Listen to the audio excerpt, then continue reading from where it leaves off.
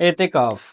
اعتکاف اپنے بیوی بچوں سے، دنیا کے تمام معاملات سے کنارہ کر کے اللہ تعالیٰ کے ساتھ لو لگا کر مسجد کے کسی کونے میں پڑے رہنا اور وہاں پر اللہ تعالیٰ کو یاد کرتے رہنا۔ اور اس کے بارے میں قرآن پاک میں اللہ تعالیٰ نے یوں ارشاد فرمایا، وَعَهِدْنَا إِلَىٰ إِبْرَاهِيمَ وَإِسْمَاعِيلَ أَن طَهِّرَ بَيْتِيَ لِلطَّائِفِينَ وَالْعَاكِفِينَ وَالرُّكَّعِ السُّجُودِ۔ حضرت ابراہیم اور حضرت اسماعیل علیہ السلام سے اللہ تعالیٰ نے ارشاد فرمایا کہ مسجدوں کو پاک کرو میرا اعتکاف کرنے والوں کے لیے اور رکوع اور سجدہ کرنے والوں کے لیے۔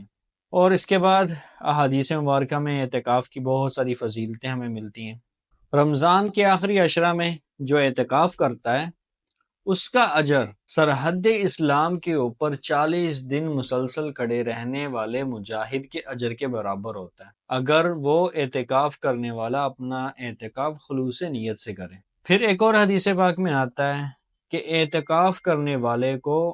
اللہ تعالیٰ 2 مقبول حج اور 2 مقبول عمرہ کرنے کا اجر عطا فرماتے ہیں۔ اور ایک اور حدیث پاک میں آتا ہے کہ اللہ تعالیٰ اس بندے کے تمام گناہ معاف فرما دیتے ہیں جو اس نے اس سے پہلے کیے تھے۔ اللہ تعالیٰ کہتے ہیں گویا کہ یہ میرا بندہ نو مولود بچے کی طرح ہے، کہ ابھی بچہ جو پیدا ہوتا ہے اس کے اوپر کوئی گناہ نہیں، کوئی پکڑ نہیں، اسی طرح یہ میرا بندہ جو اعتکاف کرتا ہے خالصتاً اللہ تعالیٰ کی رضا کے لیے، وہ ایسا ہو جاتا ہے۔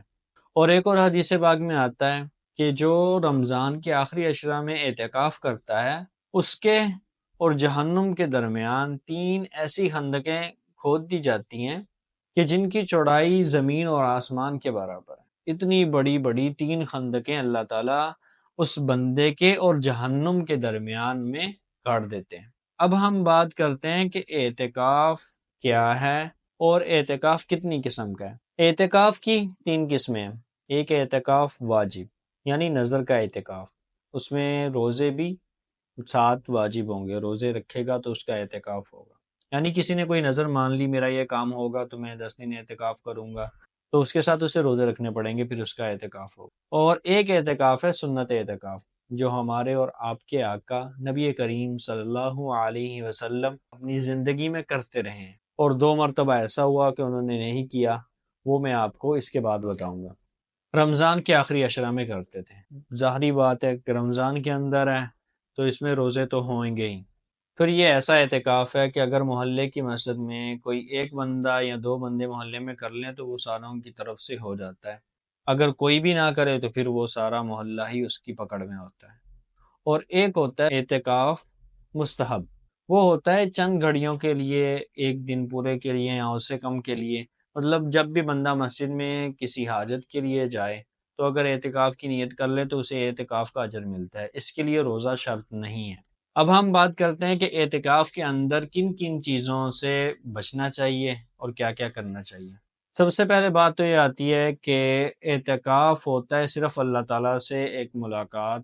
کا ذریعہ، اللہ تعالیٰ سے ایک کلام کا ذریعہ، اللہ تعالیٰ کی ایک عبادت کا ذریعہ، اللہ تعالیٰ کی خوشنودی حاصل کرنے کا ذریعہ۔ اور اللہ تعالیٰ توفیق بھی ایسے بندے کو دیتے ہیں جو اللہ تعالیٰ کے بہت قریب ہوتا ہے، اور جس بندے کو توفیق ملے نا تو وہ سمجھ جائے کہ اللہ تعالیٰ اس سے بہت محبت کرتے ہیں، اس لیے اسے ایک موقع دے رہے ہیں کہ وہ میرا بندہ میرے قریب ہو جائے۔ ویرانی مسجد ہوتی ہے، اکیلا بندہ اور اس کا مالک، جو چاہے اللہ تعالیٰ سے منوا لے، جیسے چاہے اللہ تعالیٰ کو راضی کر لے۔ اب کن کن چیزوں سے بچنا چاہیے اعتکاف کے اندر؟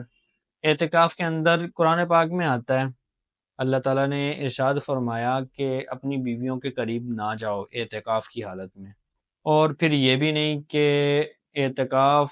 کے لیے آپ مسجد میں چلے جاؤ اور دنیا جہاں کی ساری خرافات سے آپ باز نہ ہو، وہ ساری خرافات وہاں اندر بیٹھ کے ہی کرتے رہو۔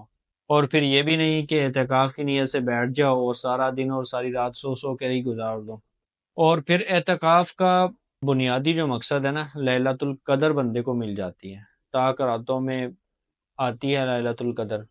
اور بہت زیادہ چانسز ہوتے ہیں کہ بندہ لیلۃ القدر پا ہی لیتا ہے۔ اب اس کا مقصد یہ تو نہیں کہ لیلۃ القدر کا تلاش میں ساری رات جاگتے رہو، اسلام سختی نہیں کرتا، ہمارا اسلام ایک بہت ہی معتدل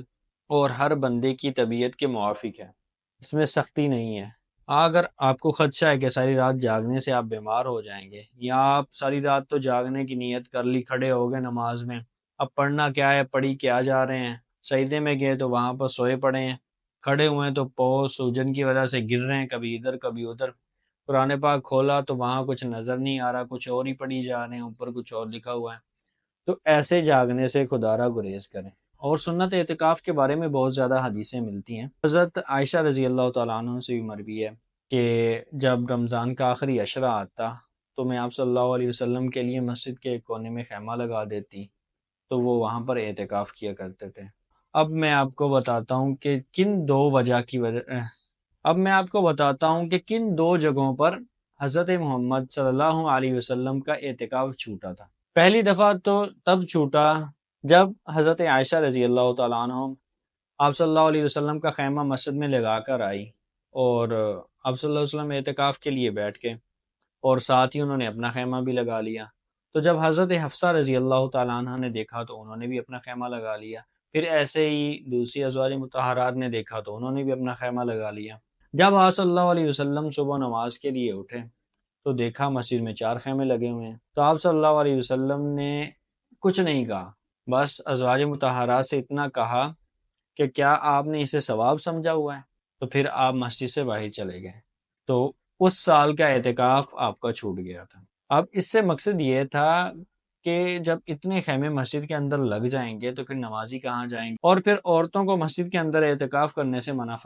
فرمایا کہ اپنے گھر کے اندر ہی جہاں کہیں انہیں جگہ ملے، اولاً تو جو مختص کی ہوتی ہے گھروں کے اندر نماز پڑھنے کی جگہ، اسی پر اعتکاف کر لیں۔ اگر وہ مختص نہیں ہے تو کوئی ایسی جگہ اپنی مختص کر لیں، اسی کے اندر اپنی عبادات، اپنا کھانا پینا اور سب وہیں پر کریں، اور گھر کی عورتوں سے کام کروانا ہو تو وہیں بیٹھ کر کروائیں۔ اور مرد کے لیے آتا ہے سب سے پہلے تو یہ کہ مکہ المکرمہ میں اعتکاف کریں،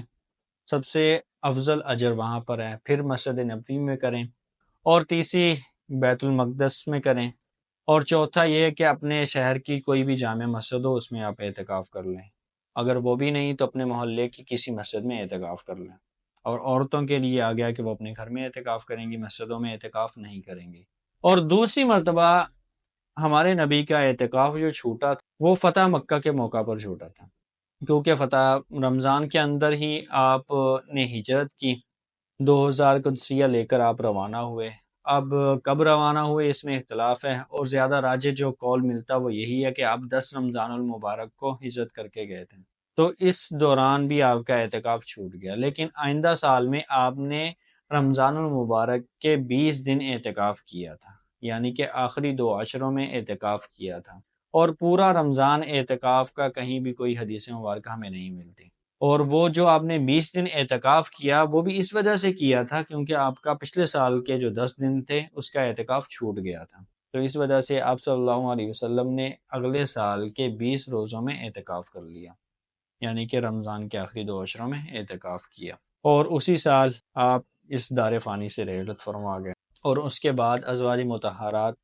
بھی رمضان المبارک کے آخری عشرہ میں اعتکاف فرمایا کرتی تھی۔